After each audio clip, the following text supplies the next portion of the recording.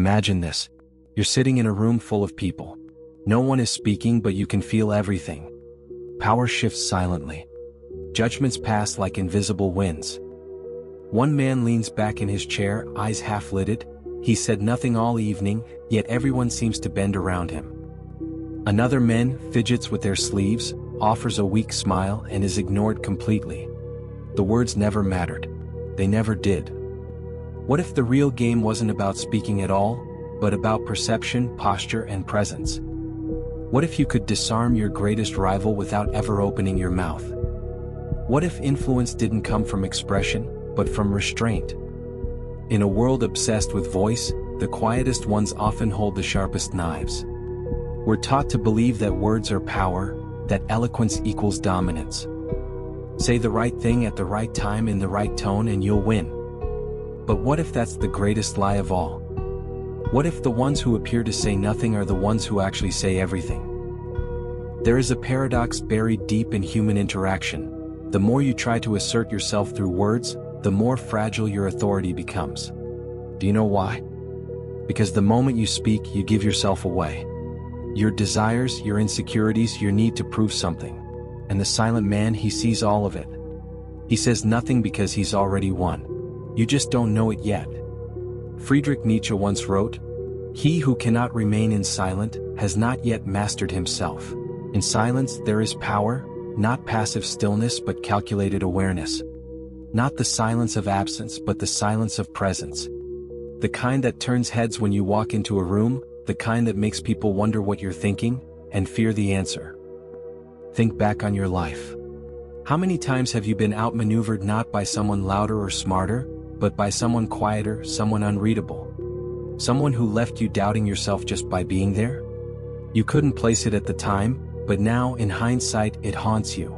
You weren't defeated by aggression or force, but by stillness. And you never saw it coming. This is the hidden war no one teaches you. The psychological chessboard that lies beneath every conversation, every glance, every silence. It's not about what you say, it's about what you withhold. Control, power, dominance. These things are not seized with words. They are suggested, implied, evoked. The ones who master silence control the terms of engagement. They force others to speak first, reveal their hand, expose their mind. And once you see it, really see it, you can never unsee it again. So what is this force beneath the surface? Why do we speak when silence would serve us better? Why do we crave to be heard when the real power lies in being unreadable? What ancient flaw in human nature makes us so easy to manipulate, so desperate to fill every quiet space with noise? Let's go deeper. There's something you need to understand about yourself. Something hidden beneath centuries of conditioning, insecurity, and instinct. A flaw Nietzsche saw. A flaw that can be turned into a weapon, if you dare to confront it. And once you do, you'll never look at silence or power the same way again. There is a gnawing impulse in you, a restless need to explain yourself, to be understood, to fill the silence with something, anything that confirms you exist. And you're not alone. It's in all of us. This urge isn't random. It's ancient. It's biological. It's psychological. But more than that, it's philosophical. It is a symptom of something deeper, our fear of being misunderstood, or worse, unseen. You were raised in a world where speaking equals value. From childhood, praise was given when you answered the question, raised your hand, voiced your opinion. To be silent was to be absent. To be quiet was to be ignored. And so, you learned, subtly, unconsciously, that to matter you had to perform. You had to speak, react, respond. You had to be known. But here's the trap. The more you speak, the more you expose. Every word is a thread, unraveling the mystery of who you are. Every sentence reveals not just your ideas, but your needs, your hunger to be accepted, your fear of rejection, your craving for validation. And people, especially those attuned to power, can sense it. They can smell your desperation in the noise. Nietzsche understood this dance. He didn't just write for the sake of expression. He wrote to cut through the illusions we live by. In Thus Spoke Zarathustra, he warned against the shallow pursuit of applause, the desire to be liked, the temptation of being understood too easily. Whoever despises himself still respects himself as one who despises, he wrote.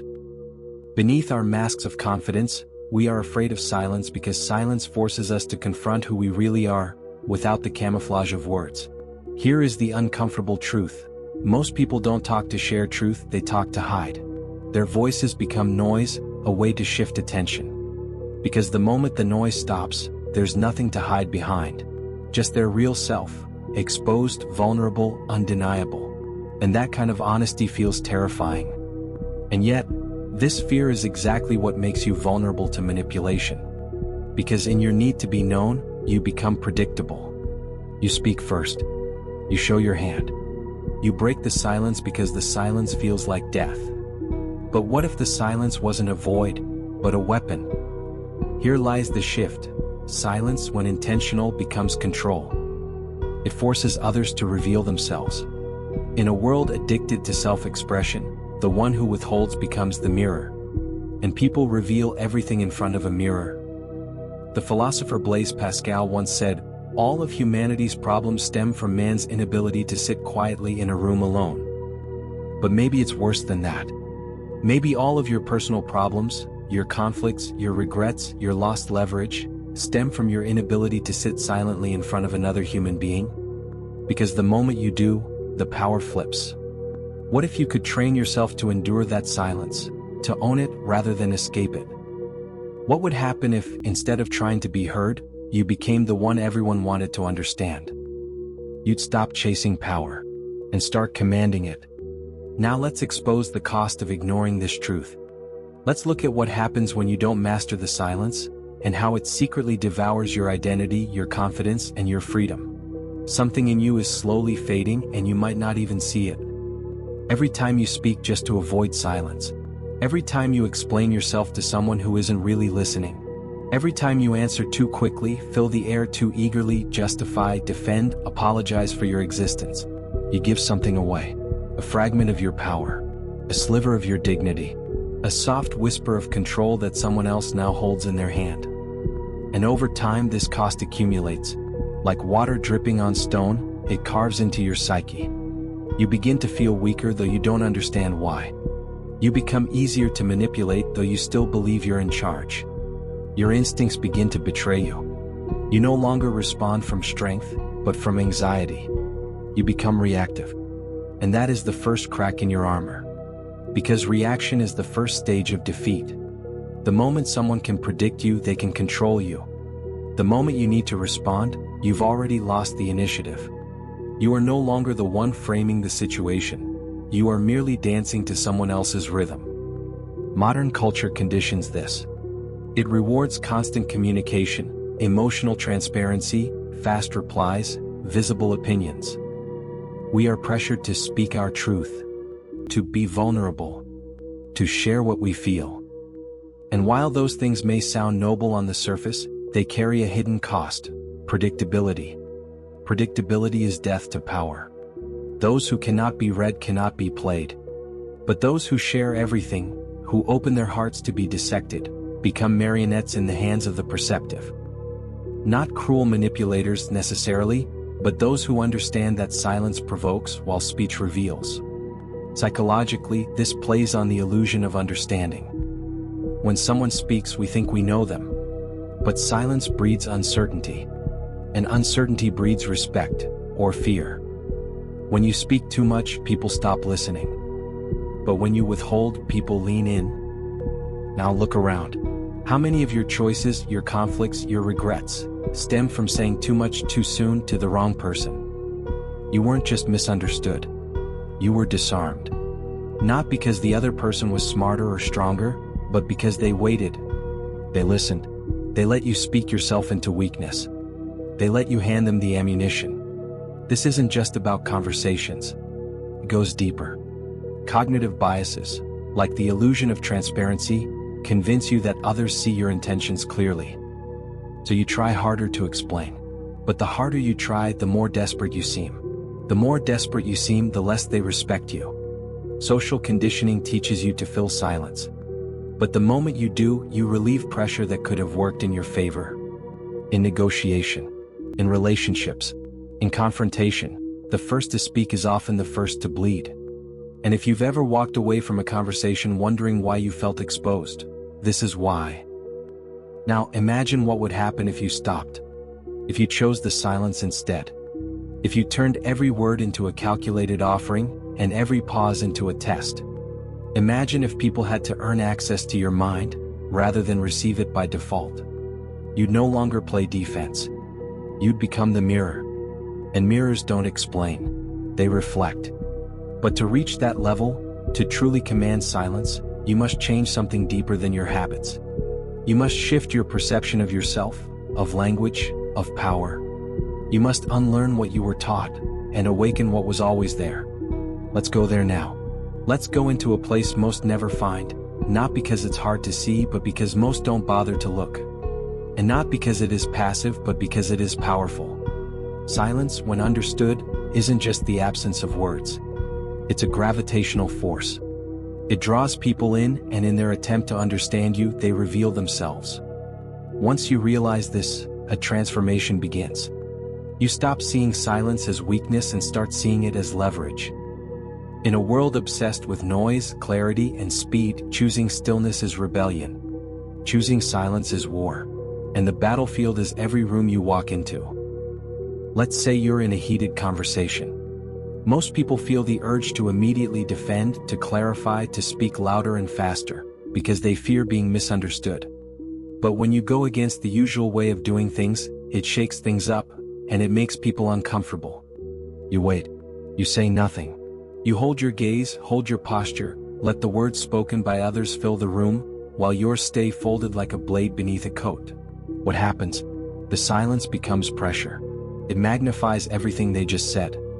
It makes them question if they've said too much or said it wrong. It shifts the emotional burden from you to them. They start negotiating with themselves, trying to explain, backtrack, soften. Your silence becomes a psychological mirror, and most people flinch when they see themselves reflected too clearly. In that moment, you are no longer reacting. You are controlling. And here's the deeper truth. It works because humans are uncomfortable with uncertainty.